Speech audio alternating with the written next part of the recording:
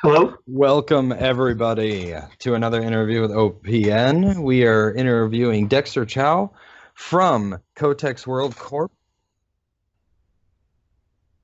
I would like to start off by thank you, Dexter, by spending your Sunday afternoon with us. We really appreciate it. Glad to be here. And with that, we're just going to lead right off into the interview. I want to know, Dexter, what got you into game development? Were you a gamer from when you were a child and leading up to this point, or was there a certain title you picked up at some point in your life that kind of made you turn and think like, oh, maybe I could get into this? Yeah, I'll definitely be dating myself, but I started out as a mall rat, playing like Asteroids and Missile Command and Defenders and all in the arcades, and as that moved into the home, I played all the early consoles from day one, Intellivision, ColecoVision, and on the way up. But really, it was the Apple II that kind of turned it into sort of a career goal of mine. I was 12 at the time.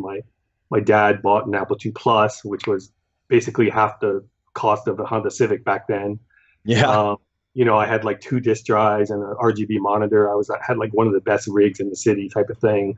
Mm-hmm. But it just made a big impression on me, the storytelling, the sort of early kind of role-playing strategy games, action games that were available that at the time would just kind of blew my mind. They still weren't as good as the arcade, but they were getting pretty close.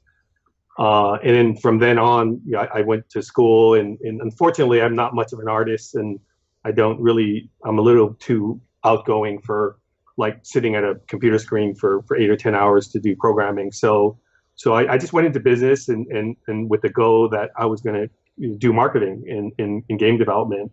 And so while I was at school, I got a job at Broderbund, the guys who do Prince of Persia. They did Myst. Yeah. And they also did like Carmen Sandiego and a whole bunch of other things. They were really, really big back in the day. Classic point and clicks. Yeah, and so I stayed with them in marketing for after I graduated from college in marketing. I stayed with them. This is I'm dating myself. It's just back in '91, and Gotcha. yeah, and then I actually was asked to go into development because I knew a lot about games, and I would hang around with the producers and game designers. And they asked me the publisher at the time, Ken Goldstein, asked me to come over and manage this game that was basically Hollywood meets Silicon Valley or Hollywood meets the gaming industry type of game. Mm-hmm. And I said, well, why ask me? I don't have any experience. And they said, well, nobody does. And so you know games, and that's what we need. We have these Hollywood guys. They know how to know how to do storytelling. They know how to film. And anyway, from then on, I stayed as a producer designer for almost 20 years at this point, and took some breaks along the way. I taught for a while and tried some other things out, but I ultimately came back to gaming. So I've been doing the indie thing for about 3 years now. Awesome. How did you specifically get involved with Codex Worlds Corp? Well, it was really just a dream of mine. Like a lot of gamers, I was a little frustrated at the kind of creativity level. And let me rephrase. I mean, there's lots of great games out there, but like any like would be like writer or designer, there's a lot of books that should be written that are never written. So there's a lot of games that are not being done, in my opinion. And Right. it just over the years, it kind of my notebook got bigger and bigger, and my last company before this was Garage Games, which I'm wearing the shirt now, was Torque, which is one of the early. Torque came out before Unity, and it was the first indie technology, and it was $99 engine that that you could actually make games from. And so anyways, I worked there for a couple of years, and I learned. I just got just all these ideas about striking out on my own, meeting a lot of good people, meeting the right people to start the company. And 3 years ago, I decided to start with a production guy, Michael Baker. The two of us decided to start a game company that was focused on in original immersive games. So original meaning our ideas, and immersive meaning really high. We strive for high-end kind of graphics. I mean, I know a lot of companies say that, but to us it looks great. And so obviously we don't have a huge budget, but we're going to do the best we can. Awesome. With that, let me ask, where did some of your inspirations come, just in general as a game developer? Where did they come from? Games, something you read? Were they fictional or not? People, places? Yep. I would say, oh, it's obviously a mix of things, but I would say the biggest impression is probably from old books, old fantasy books, like Michael Moorcock and the Rift War series, the just obviously Lord of the Rings is the easy one, but just Yep. these old books that I used to read as a young person, you kind of imagine what it would look like, and of course we started having better graphics and certainly movies added a lot to that with Aliens and Starship Trooper and obviously Lord of the Rings and Star Wars and so you have sort of the intellectual part, meaning just dreaming about it, in my Right. mind, reading all these old books. I read a lot when I was younger. I don't have much time to read anymore, but watching them to kind of come to life on screen and in games, of course, as well. But I would say it probably started from books. So I recommend I try to get my kids to read more books, and they play more video games than read books. But I'm trying to change that. So. Right, it's always hard. Of course, like video games have flashing lights, sounds, and as long as I guess it has a story, it also is a little bit immersive on a sense. But of course, everyone should be reading. Yep. All right. Great. As we watched the interview, or excuse me, not the interview, the trailer, Mhm. notice that the kind of one of the premises of the game is that humans discovered dark matter and figured out how to use it for interplanetary space travel. Yep. Dark matter is a really fun concept to play with, and I actually feel like it's not often used in space games. Where did the concept to use dark matter come from? So it was more like we have some, like, I'm certainly not the scientist of the group. We have other people who know more about this stuff, but from my perspective, the exciting thing about being alive now is a lot of the technologies are real. I mean, I'm sure you've heard that they're getting close on cloaking technology at UC Berkeley, for example. Mm-hmm. Hawkins has talked a lot about dark matter, and nuclear fusion has been the holy grail for 30, 40 years now, at least, for energy. Right. And so these concepts are not entirely new, and we wanted to build a fiction, a world, the Rogue Wars, that was based in what could be. I mean, that's the thing about games, like you mentioned, The Last of Us. A lot of these games could very well be, right, and that's what's exciting about games, is not that it's just complete fantasy like Pac-Man, but also Mm-hmm. you decide as a game designer how much of a realism or realistic angle you want to have. We decided early on, I mean, we're not going to sacrifice like fun for reality. Like, we're not going to say, oh, well, you can't hear anything for space, so we don't need to do any sound for our game. Stuff like that. Yeah. That's classic. Well, there's no sound in space, and well, okay, but when you're playing a game, we want you to be immersed, so we're going to put sound in. Yeah, exactly. That, dark matter fits that role of, we are discovering new elements, and we're still discovering new animals and new types of areas that we didn't know about on this world, in the Amazons and so forth, Mariana Trench, and the fact that we're still discovering stuff on our world means that in space, certainly it would not be a stretch to continue to harness previously unknowable kind of resources, and we follow that through, and you don't get this on the video, but if I may, we take that a little farther. I mean, when you built these turrets, you're actually printing them. So imagine these giant technologies where now you're printing like body parts, and you're printing like different kind of swords and all this kind of fun stuff, little figs and stuff. Well, in the future, we predict that you're going to be able to print massive armament, like a whole ship, for example. And so that's what all our ships are, drone ships. They're printed immediately.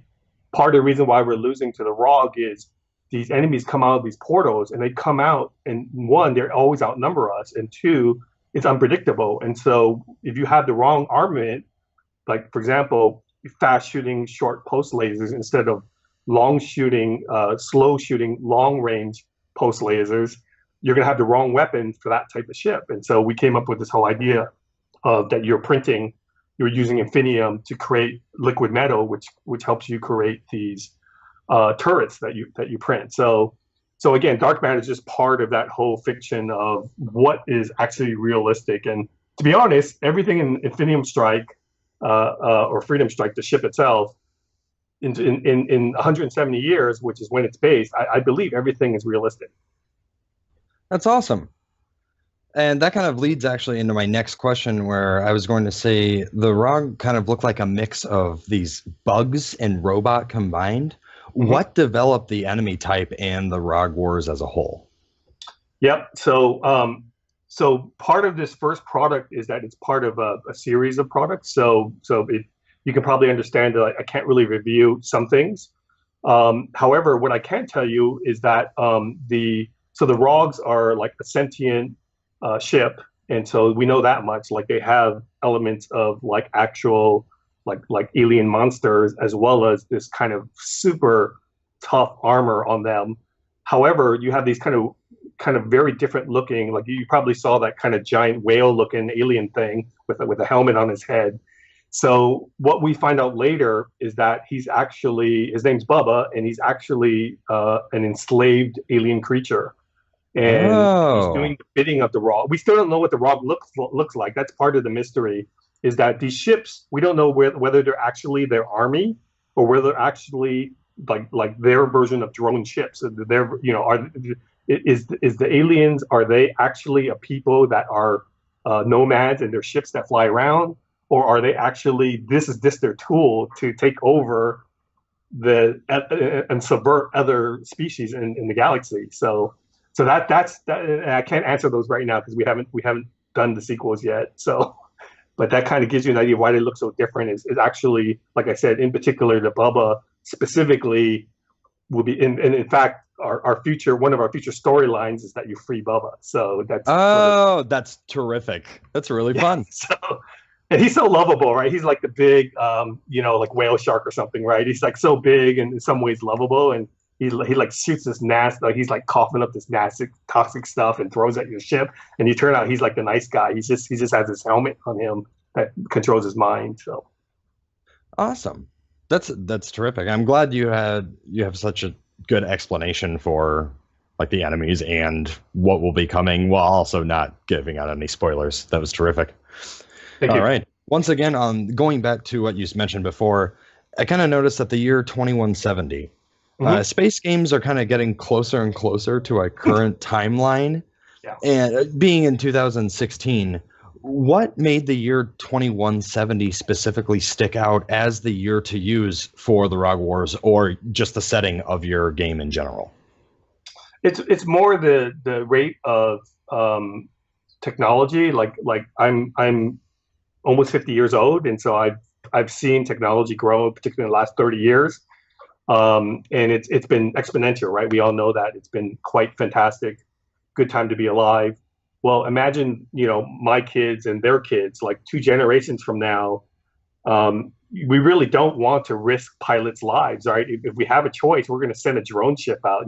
Yep. One of my friends actually works on the Predator, and so it's really a terrific technology. You save a lot of lives. You're taking out the enemy, and they don't even know what hit them. Mm-hmm. Well, there's 2 reasons why 2170 kind of makes sense. Is because one, that's about the time when, so just to back up a little bit, when the ROG attacked, they attacked all our colonies. They did not attack Earth. We're still trying to figure out why. So that's part of the fiction. It's like, why are they like playing with their food? Like, what's the deal here? Like, they're kicking our butt and they're not coming after the homeworld. Why?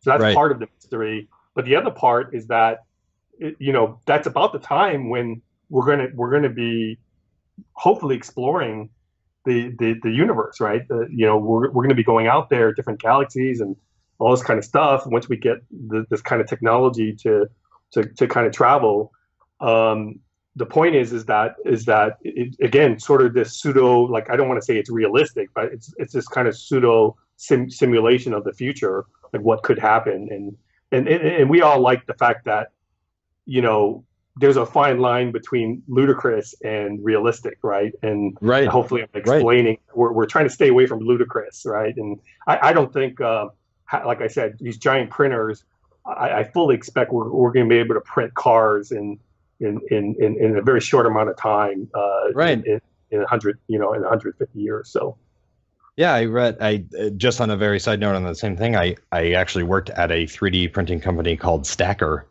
commercial 3D, and I got to see this inventor create a new 3D machine where it could print better than most other 3D printers on the market. yep. So, in like, I remember just looking and being like, wow, you could do a lot of stuff with this. I said that out loud, and he said, like, yeah, I actually helped this aluminum extrusions company replace gears with his filament parts that he created.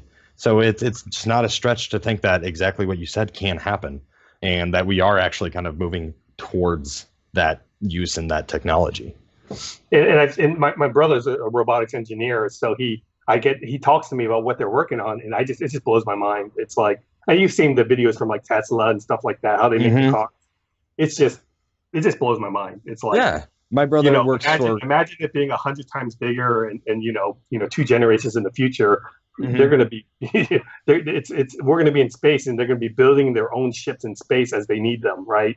So right. that's exactly what I'm shooting for here. Is look, if you have unlimited power, by definition, you have unlimited ability to create whatever you need on the spot. So that's what Freedom Strike is all about. Is how do you create a ship that can last in the battle for months, not just for hours, right, against these hordes.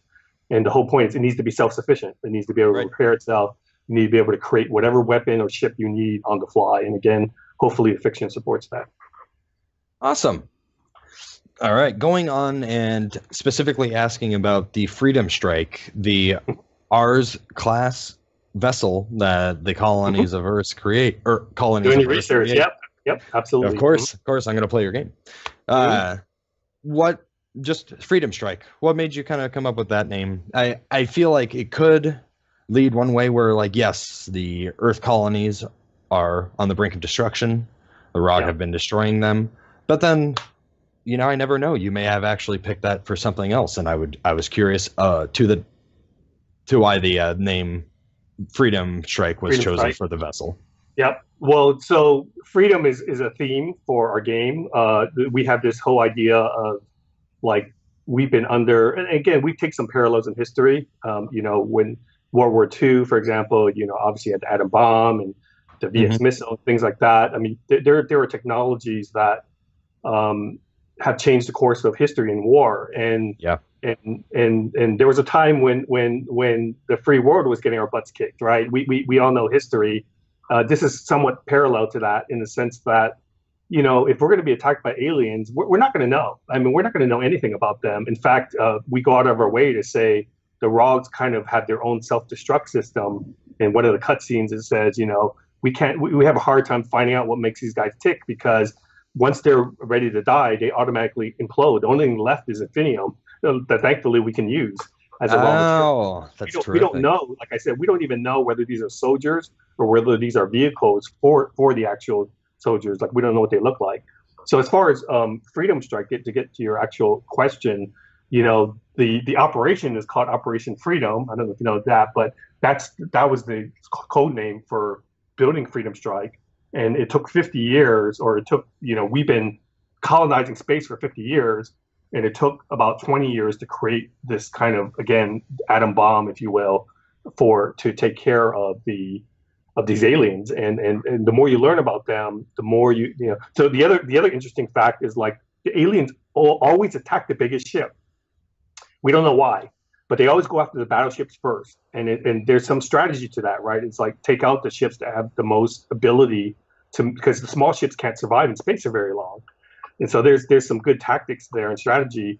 And so the theory was, well, let's build the biggest ship of all and have everybody attack the big ship, so that the little ships nip them in the bud, right? You get all these, like, cool fighters. And that's exactly what Freedom Strike is. It's this ship that's like 10 times bigger than anything we've ever made. It's like the size of San Francisco, right? We did the math. It's like the size of San Francisco, and it basically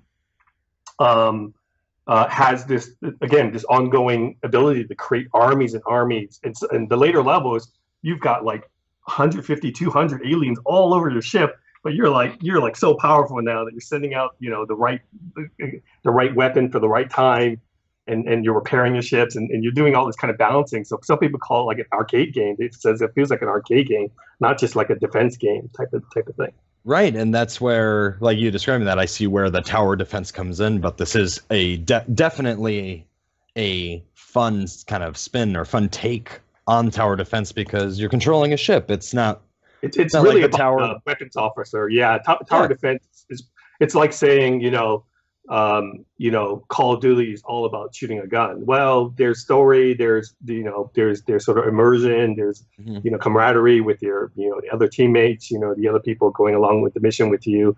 Yep. And in our game, yeah, we tried to adhere to the principles of lane-based tower defense, but it's so much more.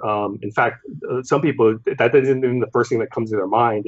We've had some people play the game and say, it really feels like a new missile command, like you're defending something, and we have that a lot, and also like an arcade style game. It feels like an arcade game because I'm like jumping between these or among these different sectors, and so anyways, that's kind of the vision for the product. Is like we didn't set out to do a tower defense game per se. We love the category.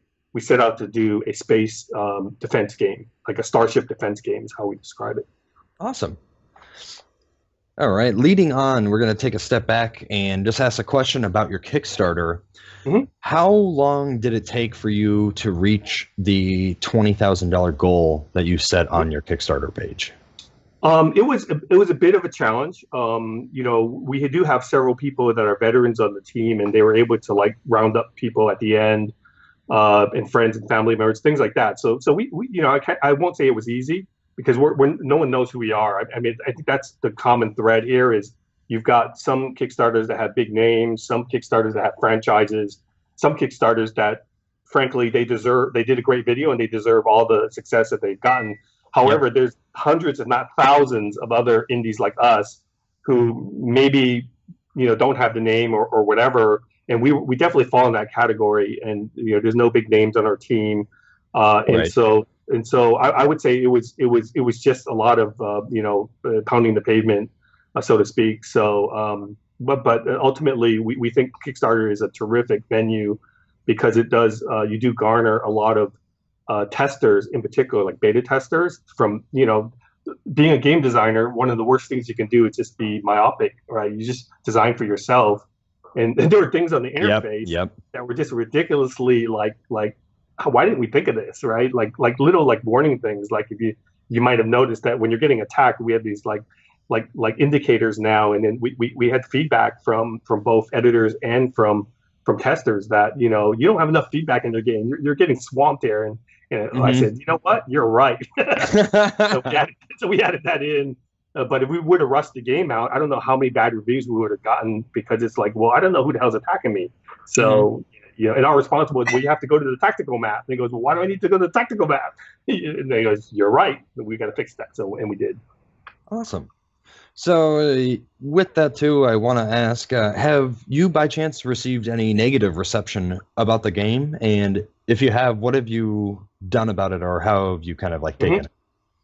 Well, to be honest, the biggest knock is there are people who don't like tower defense, right? And it's understandable. It tends to be a very simple category. It's certainly overcrowded, and there's a lot of games that kind of try to say, "Hey, I'm a tower defense game, come by me," right? So I completely understand that, which is why we take kind of great pains to say we are who we are. There's also some people who, quite frankly, it's just too hard for them, and so the idea of having like 4 different kind of directions you have to protect is just too much. There's only been a few people like that, but it just might be that they want a slow paced game, and this it's not. There's 4 levels of difficulty, so I don't believe it's too hard. But obviously, for someone who's used to just one map and just like plopping a tower down every 15 seconds, we're even at our lowest settings, we're more action than that. So yeah, it's a little different, a lot more involved. Awesome. Different, and some people aren't going to like that pacing. So I'm not sure we can fix that to answer your question. So it just is what it is. If you can't fix it, then you just got to make what you have work. Well, it just make it clear what you're getting, right? We just don't want people Exactly. to think it's one thing. And I think with the videos and with our descriptions, hopefully people understand. No, it's not just a flat map. I mean, No, just the you're whole in idea of doing space. it in 3D is very it's a very kind of strange concept, right? So That's terrific. Well, if you have anything you want to say to anybody in the chat, they've all been kind of saying stuff, but otherwise, this interview is pretty much done. I want to oh, once thank you. again thank you, Dexter Chow, for coming on and talking with us about your game, Infinium Strike. It looks extremely fun. Everyone should be paying attention to this game and should have paid attention to it when it was on Kickstarter, because this is a different tower defense game and it is a different space game. I feel that you Yes. have managed to bring a distinctive title within the genre, and that's really exciting for a lot of players within the community. Yeah, and I would say think of it as a strategy game. It's a strategy action game at its heart, right? More strategy than action. It literally is like my background is mostly in strategy and role playing, Mhm. and I really felt like we can really beef up the strategy side of tower defense style games, and so there's a lot of strategy in there, balancing all the different systems you have, like with your fleet and all that. And so that's a big thing. And the other thing I want to mention is that we've had a demo available, so anybody can go to Steam right now and play the game. We have 2 full missions. There's a full tutorial on there. It tells you how to play. It explains everything, and then you can also go to our website to get more details on the weapons and things like that.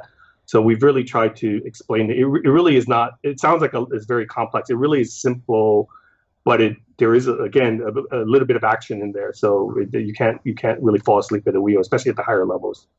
Of course. Awesome.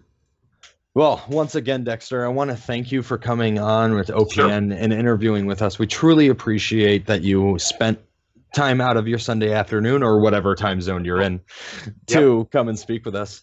I also just want to do a side mention that OPN does more than interviews. We do reviews for games and opinion editorials, along with our E4I department, which stands for something oh my god, what does it stand for? Our E4I department runs tournaments, which we just ran our successful Red Solstice tournament 2 months ago, bringing in lots of fans to enjoy the tournament together. And with our partners at Ethics Gaming, the tournament was a complete success.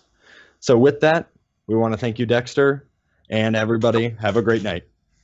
Bye bye.